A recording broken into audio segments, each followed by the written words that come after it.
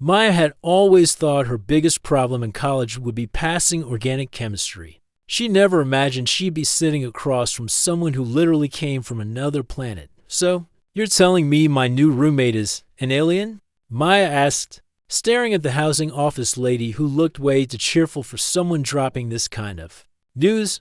We prefer the term interplanetary exchange student, the woman replied, shuffling through some papers. Look, I know it sounds crazy, but you're our only option right now. Your apartment is the only one available, and Luna needs somewhere to stay for the semester. Maya rubbed her temples. This was not how she planned to spend her Tuesday afternoon. What's she like? Does she, I don't know, eat weird stuff, glow in the dark, have tentacles? The housing lady laughed. Nothing like that. Luna's people are called Valorians. They're from a planet called Kepler-4b. Very advanced, very smart. Think of them as, well, really logical. They don't get emotional about things like we do. Great. Maya muttered. So I'm getting a roommate who's basically a walking computer. She's actually quite pleasant, very clean, very quiet. You probably won't even notice she's there. That was 3 weeks ago. Now Maya was wondering how anyone could not notice Luna. For starters, Luna was huge. Not in a scary way, but she was easily 7 feet tall with this silvery blue skin that seemed to shimmer. When she moved, her eyes were these big, dark things that made Maya feel like Luna could see right through her. And she was quiet, maybe. Too quiet. Every morning, Maya would wake up to find Luna already awake, sitting perfectly still on her bed, staring at the wall. Not meditating, not reading, just staring, like she was downloading information from the universe or something. Good morning, Maya, Luna would say in that careful, precise way of hers. I trust you slept adequately. Yeah, thanks. Maya would stumble to the kitchen, still half asleep, and Luna would already be there, having somehow prepared coffee that was exactly the right temperature. I calculated the optimal brewing time based on your previous consumption patterns, Luna would explain, as if making perfect coffee was just basic math. Maya had tried to make conversation those first few days. So, what's your planet like? Kepler-4b has a rotational period of 112.3 Earth days. The average temperature is negative 47 degrees Celsius. We have 3 moons. That's cool. Do you miss it? Luna would pause, like she was processing the question. Missing something implies an emotional attachment. I did not experience such attachments, right? No emotions. Maya had almost forgotten. But here's the thing, and this is where it gets weird.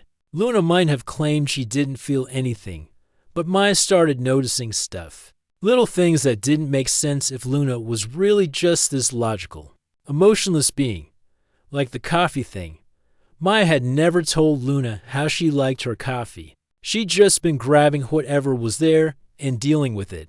But somehow, Luna had figured out that Maya preferred it strong but not bitter, with just a tiny bit of sugar. How do you calculate someone's coffee preferences, or the temperature thing? Maya was always cold. It was this old apartment with terrible heating. She'd mentioned it once, just complaining about how she couldn't focus when she was shivering. All the time. The next day, the apartment was perfectly warm. When Maya asked about it, Luna just said she'd optimized the heating system for maximum efficiency. But Maya checked the thermostat. It was set to exactly 72 degrees. The temperature Maya had mentioned was perfect for studying. Then there was the music situation. Maya liked to study with music on, but she usually kept it low because she didn't want to bother Luna. One evening, she was having trouble with a particularly brutal assignment and had turned her music up without thinking about it. She was deep in the zone when she realized Luna was just sitting there, not studying, not doing anything, just listening. Sorry, Maya said, reaching for her headphones. I didn't mean to disturb you. The music is not disturbing, Luna said. It creates interesting patterns. What is this composition called? Maya looked at her phone. It's called Weightless.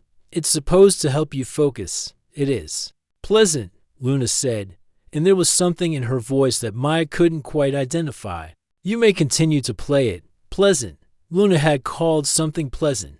Maya filed that away as another weird thing about her supposedly emotionless roommate. The weirdest thing, though, happened during Maya's midterm week. Maya was a mess, surviving on energy drinks and stress, barely sleeping, pretty much falling apart. She'd been complaining to her mom on the phone about how impossible everything was, how she was never going to pass her classes, how college was the worst decision she'd ever made.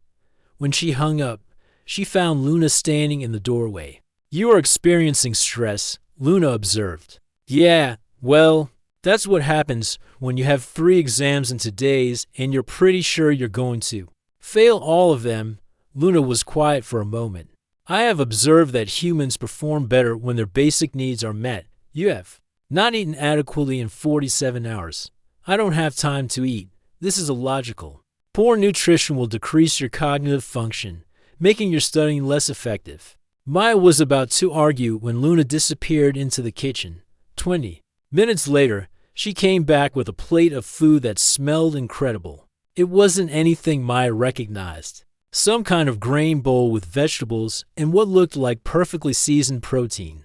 "This is a traditional Valorian meal," Luna explained. "It is designed to optimize brain function and provide sustained energy." Maya took a bite and almost cried. It was delicious, better than anything she'd eaten in weeks. "Luna, this is amazing. Thank you." "It is logical," Luna said. But she was watching Maya eat with this intense focus that seemed like more than just scientific curiosity. "Where did you even get these ingredients?" "I know we didn't have any of the stuff in the kitchen." Luna was quiet for a long moment. "I acquired them." "From where?" The specialty market downtown. The one that imports interplanetary foods." Maya nearly choked on her food. "Luna, that place is super expensive. I looked it up once just out of curiosity. This meal probably costs more than I spend on food in a week." "The cost is irrelevant if it improves your academic performance." But Maya could see something in Luna's expression, just for a second, that looked almost like she'd been caught doing something she shouldn't have. Like she was embarrassed. "Luna," Maya said carefully, "why do you care if I do well on my exams? Your academic success affects the living environment. If you fail your courses, you may be required to leave the university, which would disrupt my housing arrangement." It was a logical answer. It made perfect sense. But Maya didn't buy it for a second. That night, after she'd aced her first exam, thanks to actually having energy for the first time in days, Maya lay in bed thinking about her strange roommate. Luna claimed she didn't feel emotions, but she'd spent a fortune on food just to help Maya study better. She said she didn't care about human things, but she listened to Maya's music and called it pleasant. She insisted everything she did was logical, but Maya was starting to think Luna's logic was covering up something else entirely. Maybe aliens weren't so different from humans after all. Maybe they just had different ways of showing they cared. Maya fell asleep wondering what other surprises her alien roommate might have in store for her. She had no idea that the biggest surprise of all was still coming. Maya thought she had Luna figured out after their first month together. Luna was logical, helpful in her own strange way, and definitely hiding something behind all that talk about not having emotions. But Maya had no idea just how deep that something went. It started with the little things getting bigger. Like the day Maya came home from her worst class ever, advanced molecular biology, looking like she'd been hit by a truck.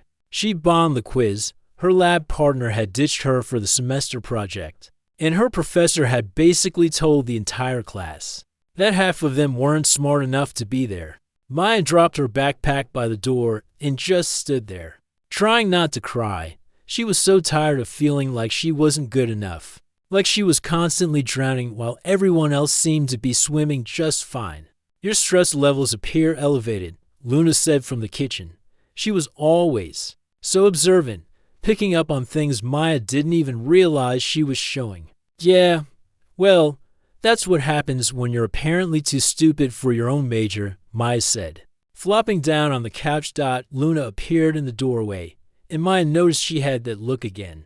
The one that seemed way too intense for someone who supposedly didn't care about human emotions. You are not stupid, Luna said firmly. I have observed your study habits and cognitive processes. Your intelligence is well within the superior range for your species. Thanks, I guess, but my professor doesn't seem to think so. Luna was quiet for a moment, then disappeared back into the kitchen. Maya heard some shuffling around. Then Luna came back with a steaming mug. What's this? Maya asked, taking the cup. It smelled like chocolate, but with something else, something that made her feel calmer just breathing it in. A traditional Valorian beverage, Luna said. It contains compounds that reduce cortisol levels and promote mental clarity. Maya took a sip. It was incredible, like drinking a warm hug. Luna, where do you keep getting all this alien stuff? I know for a fact that the interplanetary market downtown doesn't carry this much variety. Luna's skin shifted slightly, taking on a more grayish tone. Maya had learned that meant Luna was uncomfortable about something. I have it shipped from home, Luna said, not meeting Maya's eyes. Shipped from home, Luna. Your home is literally light years away. Do you have any idea how expensive that must be? Cost is irrelevant when it serves a logical purpose. But Maya caught something in Luna's voice, a slight hesitation that made her think there was more to this story. What logical purpose does? Making me feel better served. Luna's skin shifted again, and she turned away. Your emotional state affects your academic performance, which affects our living arrangement. It was the same excuse she always gave, but Maya was starting to see right through it. Luna, be honest with me. Are you spending your own money, a lot of your own money, to make me happy? I do not experience happiness. Therefore, I cannot make you happy. That's not what I asked. Luna was quiet for a long moment. When she finally spoke, her voice was softer than Maya had ever heard. Perhaps I am beginning to understand why humans value emotional experiences. When you smile, I experience what I can only describe as a positive neural response. Maya felt her heart skip a beat. Luna, are you saying you like seeing me happy? I am saying that your happiness creates pleasant sensations in my neural pathways. I do not understand why this occurs, but I have begun to seek out opportunities to create this response. Maya stared at her roommate. This was huge. Luna was basically admitting she had feelings, even if she didn't fully understand them yet. How long have you been feeling this way? Since the coffee incident on day 3 of our cohabitation. I calculated your optimal coffee preferences not through observation, but because I wanted to see your face when you tasted something you enjoyed. Maya felt tears prick her eyes. Luna, that's really sweet. Sweet is a taste descriptor. I did not understand its application to behavior. Maya laughed, wiping her eyes. It means kind. Nice. It means you did something that made me feel cared about. Luna's skin brightened slightly. Cared about. Is this a positive emotional state? Very positive. Then yes, I believe I want you to feel cared about. This was the moment Maya realized her alien roommate wasn't just hiding emotions. She was learning to have them, and Maya was apparently her teacher. Over the next few weeks, Maya started paying closer attention to Luna's behavior. What she found was both fascinating and touching. Luna had been studying Maya like she was a science project, but not in a cold, analytical way. She'd been trying to understand human emotions by experiencing them herself. She'd been teaching herself to care. Maya discovered Luna had been doing all kinds of things she'd never mentioned, like how Luna had somehow gotten hold of Maya's class schedule and had been adjusting the apartment's lighting throughout the day to optimize Maya's circadian rhythms, or how Luna had been leaving small, helpful notes in Maya's textbooks. Not obvious ones, just little reminders about important concepts tucked between pages. Luna, have you been secretly helping me study this whole time? Maya asked one evening, finding another perfectly placed note in her chemistry book. I have been facilitating your academic success, Luna admitted. I researched optimal study techniques for human learning patterns. But why? And don't say it's because of the housing arrangement.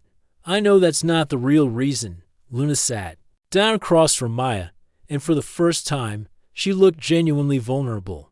On my planet, We are taught that emotions are weakness, that they lead to chaos and poor decision-making. But observing you, I have begun to question this teaching. What do you mean? Your emotions do not make you weak. They make you more. When you care about your studies, you work harder. When you care about others, you become kinder. When you worry about failing, you push yourself to succeed. Your emotions are not obstacles to logic.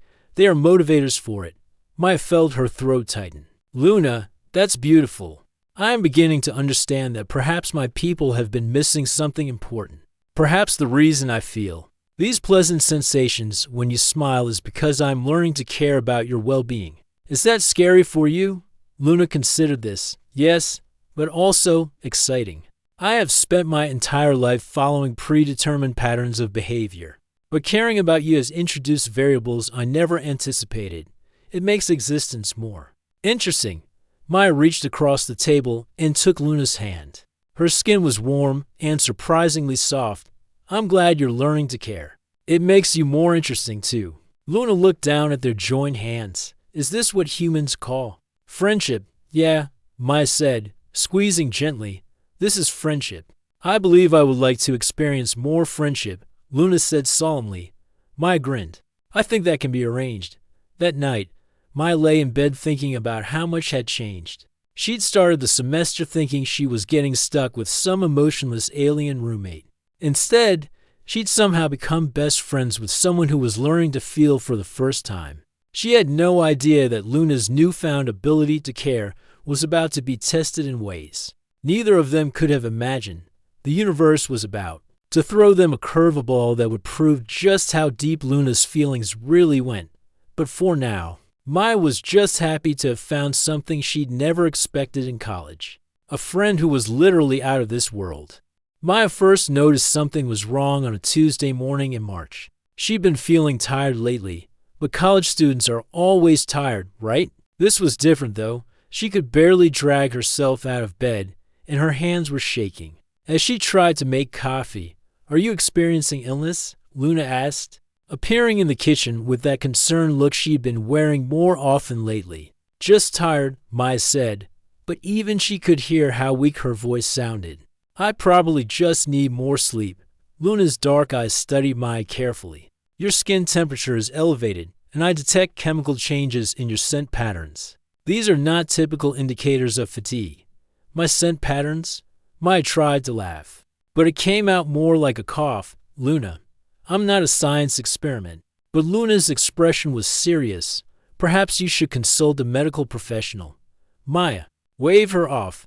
I'm fine. Just stressed about finals.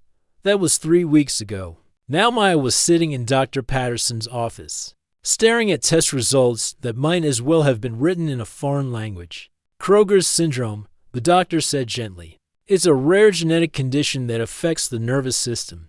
I'm sorry, Maya. I know this isn't what you wanted to hear. Maya felt like the world had stopped spinning. What does that mean exactly? Dr. Patterson leaned forward, his expression kind but serious. It means your body is slowly shutting down its neural pathways. The symptoms you've been experiencing, the fatigue, the muscle weakness, the tremors, they're going to get worse. But there's treatment, right? Medicine or something? The silence that followed was answer enough. How long? Maya asked, her voice barely above a whisper. It's hard to say exactly. The progression varies from person to person. But typically, 6 months, maybe a little longer if we can manage the symptoms well. Maya felt like she was drowning. 6 months. She was 20 years old, and some doctor was telling her she had 6 months to live. I need to think about this, she said, standing on shaky legs. I need to go home. The drive back to her apartment was a blur. Maya kept thinking this had to be a mistake, that the tests were wrong, that she'd wake up and this would all be a nightmare. But the weakness in her arms as she struggled to turn the steering wheel told her otherwise. She made it up to her apartment and collapsed on the couch, still in shock. Luna wasn't home yet. She had late classes on Tuesdays, which gave Maya time to fall apart in private. She called her parents first. That conversation was horrible. Her mom cried. Her dad got angry at the doctors, and Maya ended up comforting them instead of the other way around. Then she called her sister, her best friend from high school, her cousin who was in medical school. Each conversation made it more real, more final dot by the time Luna got home. Maya was emotionally exhausted. "Maya," Luna called from the doorway, "your biochemical markers are highly irregular. What has occurred?" Maya looked up at her roommate, her friend, and felt her heart break all over again. How was she supposed to tell Luna that she was dying? Luna was just learning how to care about people. This was going to destroy her. "I went to the doctor today," Maya said quietly. Luna moved closer, and Maya could see the concern written all over her face. "What did they discover?" "I have something called Kroger's syndrome. It's pretty serious." Luna sat down across from Maya, her posture rigid. "Defined serious." Maya took a shaky breath. "It's terminal, Luna. I'm going to die." For a moment, Luna didn't move. She just stared at Maya like she was trying to process information that didn't compute. Then something changed in her expression, something Maya had never seen before. Luna's silver-blue skin started to fade, taking on a dull, grayish color. Her hands began to tremble, and when she spoke, her voice was barely audible. "That is not acceptable, Luna." "No." Luna stood up abruptly, her movements jerky and uncontrolled. "That is not acceptable. You are young and healthy and intelligent. You have so much life ahead of you. This cannot be correct." Maya watched in amazement as Luna began pacing around the room, her usual calm composure completely gone. "Luna, you need to calm down." "Calm down?" Luna spun around, and Maya saw something that made her heart stop. Luna was crying. Not regular tears, but these glowing, crystalline drops that seemed to light up as they fell. "Luna, are you crying?" "I do not know what this is," Luna said, touching her face in confusion. "There's water coming from my eyes, and I feel this horrible sensation in my chest, like something is breaking inside me." Maya felt her own tears starting. "That's grief, Luna. You're sad." "Sad," Luna repeated, like she was trying to understand. A foreign concept. Is this what humans experience when they lose someone they care about? "Yeah, that's exactly what it is."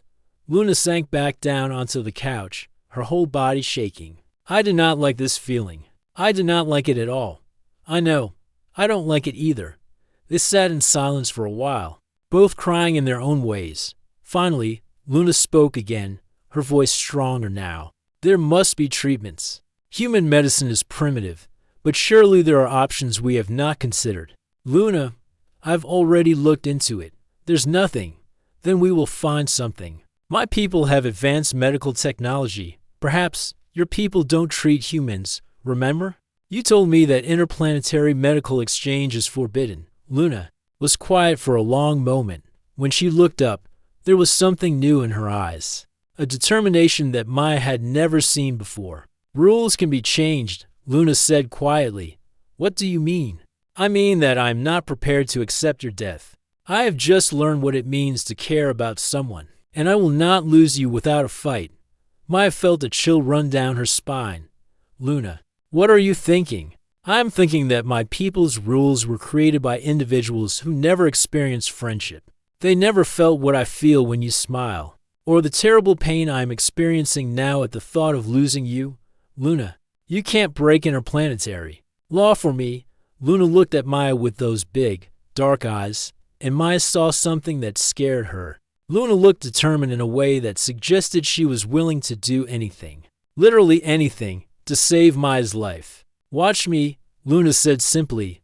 That night, Maya lay in bed listening to Luna moving around in the next room. She could hear her roommate making quiet phone calls in her own language, her voice urgent and intense.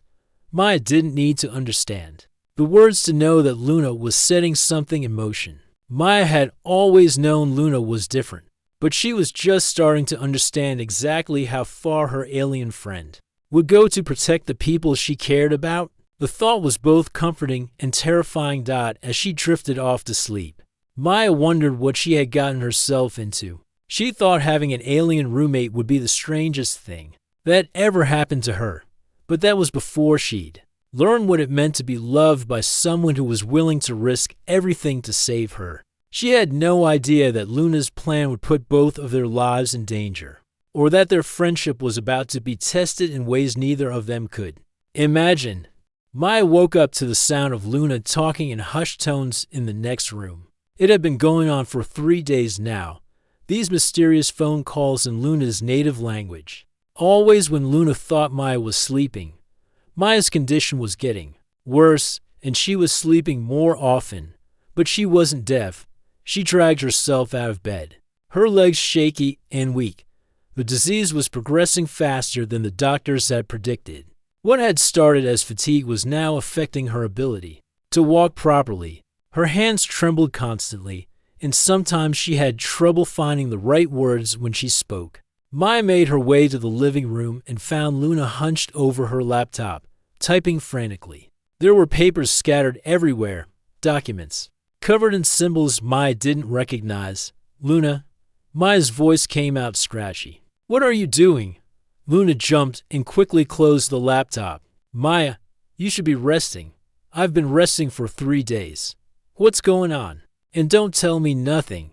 I can hear you making calls at all hours." Luna's skin shifted to that grayish tone that meant she was stressed. "I have been researching medical options, Luna. We've been over this. There aren't any options. There are," Luna said firmly. "On my planet, we have technology called a synthesis chamber. It can repair any biological damage at the cellular level.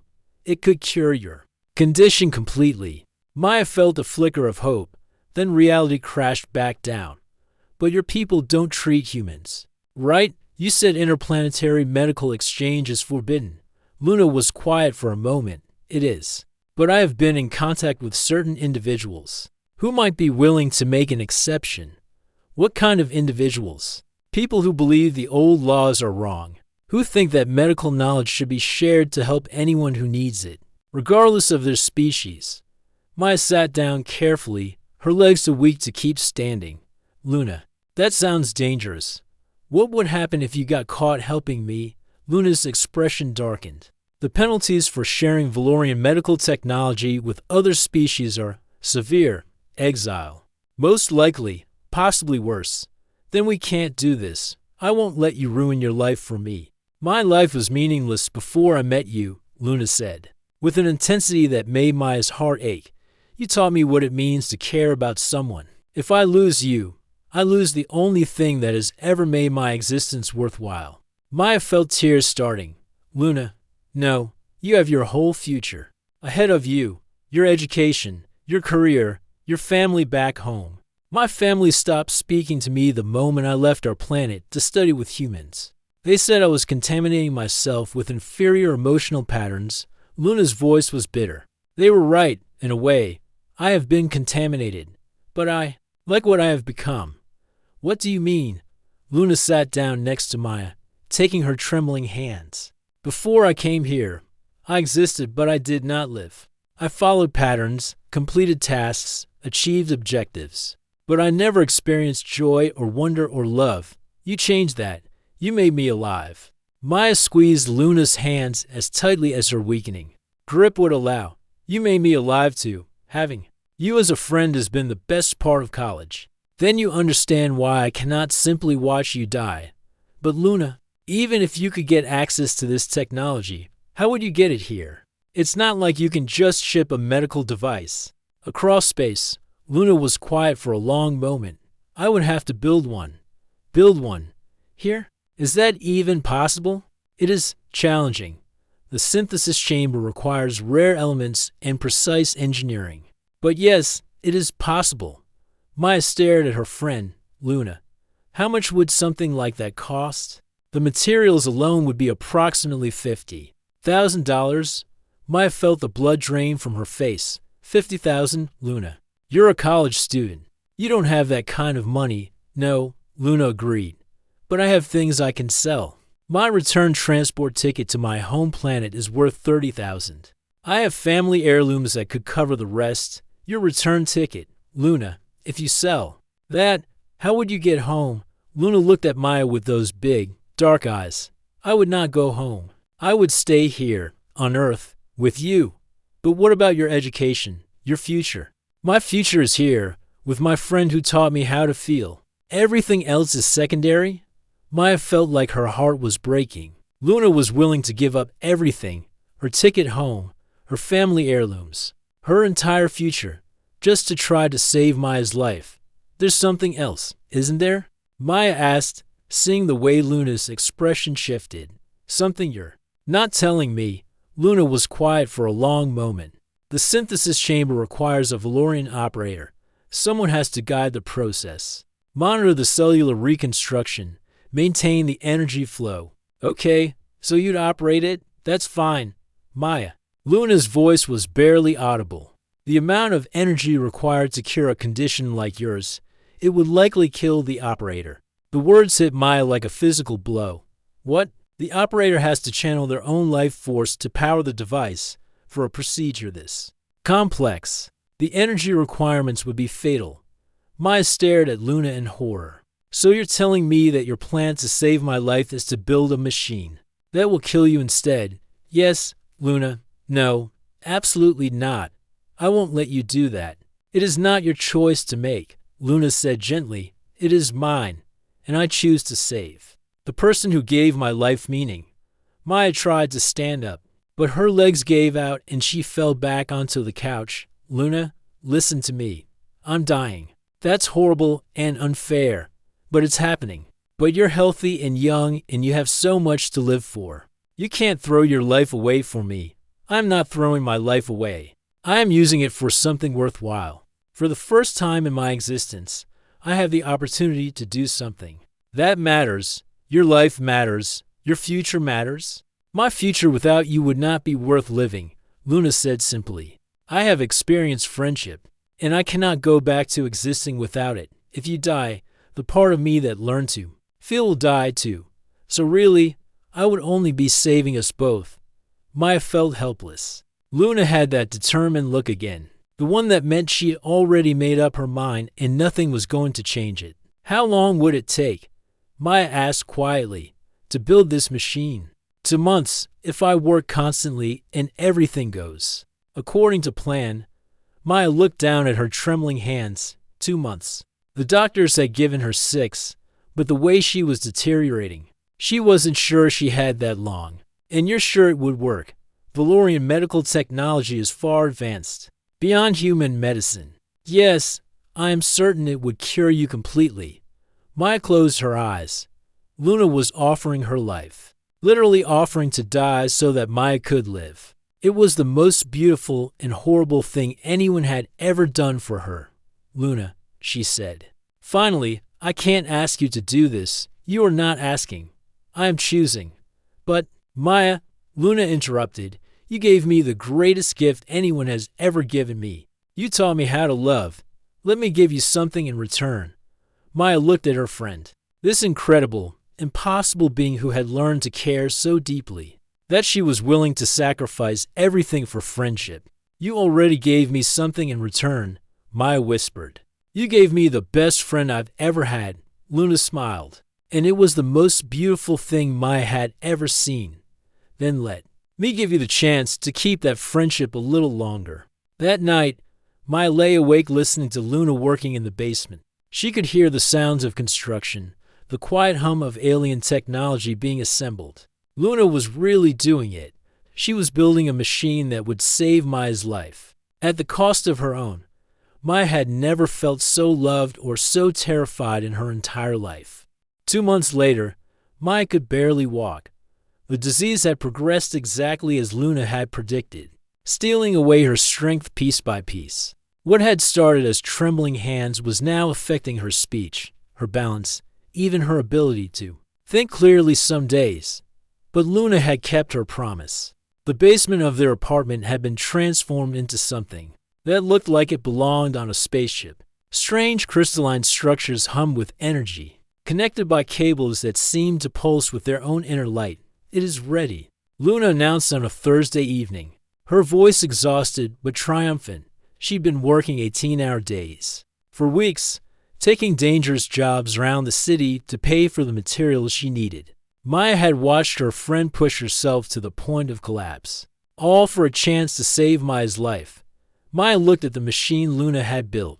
It was beautiful in an alien way, like a crystal cave that had learned how to heal people. But knowing what it would cost Luna made Maya feel sick. "Luna, I can't let you do this," Maya said for what felt like the 100th time. "There has to be another way. There is no other way," Luna replied gently, "and my decision has not changed. Tomorrow morning, we will begin the procedure." Maya had been dreading this moment for weeks. She tried everything she could think of to talk Luna out of her plan. She begged, argued, even tried to destroy the machine while Luna was at work. But Luna had anticipated that and had somehow made it indestructible. "Tell me about your home planet again," Maya said that night as they sat together in the living room.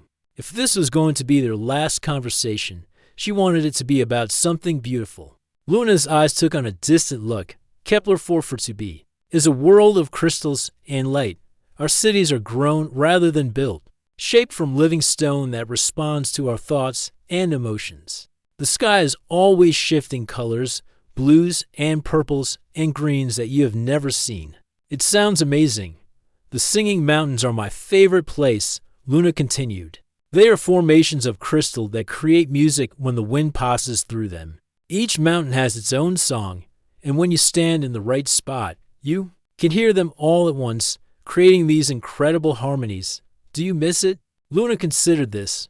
"I miss the beauty of it, but I do not miss the loneliness on my world. We are taught that connection is weakness, that caring for others makes us vulnerable.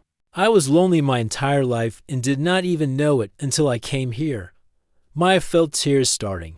"I'm sorry you had to leave all that beauty behind. I'm not sorry. Beauty means nothing if you have no one to share it with. I would rather have our small apartment and our friendship than all the crystal cities in the universe." "Luna and Maya, I need you to understand something. What I'm doing tomorrow is not a sacrifice. It is a gift. You gave me the ability to love, and now I get to show you how much that means to me. But you could have so many other friendships. You could teach other people how wonderful you are." Luna shook her head. "I am only wonderful because you saw something in me that I did not know existed.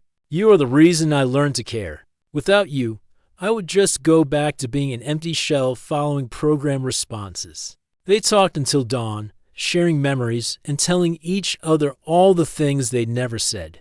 Luna told Maya about her family, about the career she'd planned before coming to Earth, about all the dreams she was giving up. Maya told Luna about all the things she'd wanted to do with her life, all the places she'd wanted to see, all the ways Luna had made her a better person. When the sun came up, it was time. Maya was too weak to walk to the basement, so Luna carried her. It should have been embarrassing, but instead it felt safe, like being held by someone who loved her more than life itself. The machine hummed to life as Luna activated it. The crystals began to glow brighter, and Maya could feel energy building. In the air around them, the process will take 18 hours. Luna explained as she helped Maya into the central chamber. "I will monitor everything from the control station. You will be unconscious for most of it, Luna." Maya grabbed her friend's hand with what little strength she had left. "I love you. You're the best friend I've ever had." "I love you too," Luna said, and Maya could see those glowing tears starting to fall again. "Thank you for teaching me what that means." Maya wanted to say more, but Luna activated something and the world faded away. Maya woke up slowly, feeling different, better. She could move her hands without trembling. Her mind felt clear for the first time in months. She sat up easily, something she hadn't been able to do in weeks. "Luna," she called out, looking around the chamber.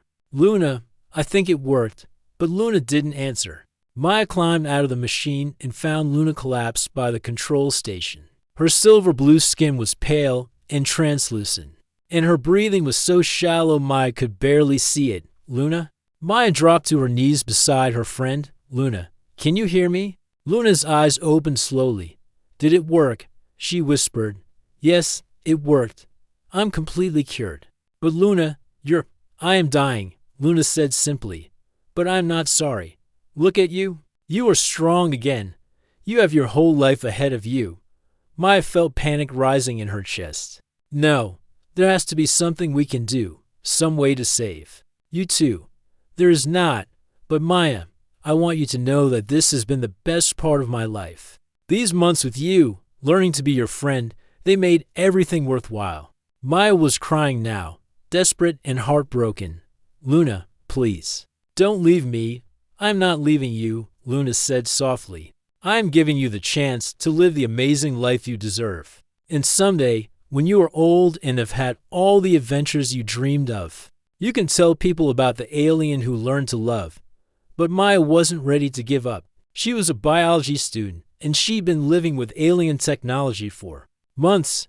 She knew things about Valorian physiology that most humans didn't. Luna, the machine, could we reverse the process? Use it to heal you instead of me? It does not work that way. The energy expenditure was one-directional. But Maya was already studying the control panel, her newly clear mind working faster than it had in months. What if we modified it? Use my life force to power a healing cycle for you. Maya, no, I did not save your life so you could throw it away, and I'm not going to let you die for me, Maya said firmly, already making adjustments to the machines. Settings, you taught me what real friendship means, Luna. It means we save each other. For the next 6 hours, Maya worked frantically to reverse engineer Luna's modifications. She used everything she'd learned about alien technology, everything Luna had taught her, everything her biology classes had shown her about how living systems worked. Finally, as Luna's breathing became almost imperceptible, Maya activated the modified machine. Maya, what are you doing? Luna whispered. I'm saving my best friend, Maya said, taking Luna's hand as the machine hummed to life again. We're going to get through this together. The process was different this time, gentler, more balanced. Instead of one person's life force powering the healing of another, the machine somehow drew from both of them, creating a feedback loop that strengthened rather than depleted. When it was over, both of them were exhausted but alive. Luna's color had returned to normal, and Maya still felt completely healthy. How? Luna asked, staring at Maya in amazement. Friendship, Maya said simply. You built a machine that ran on life force, but you forgot that the strongest life force comes from the connections we make with other people. We're stronger together than either of us could ever be alone. 6 months later, Maya and Luna were running their own research facility, the first interplanetary medical center on Earth.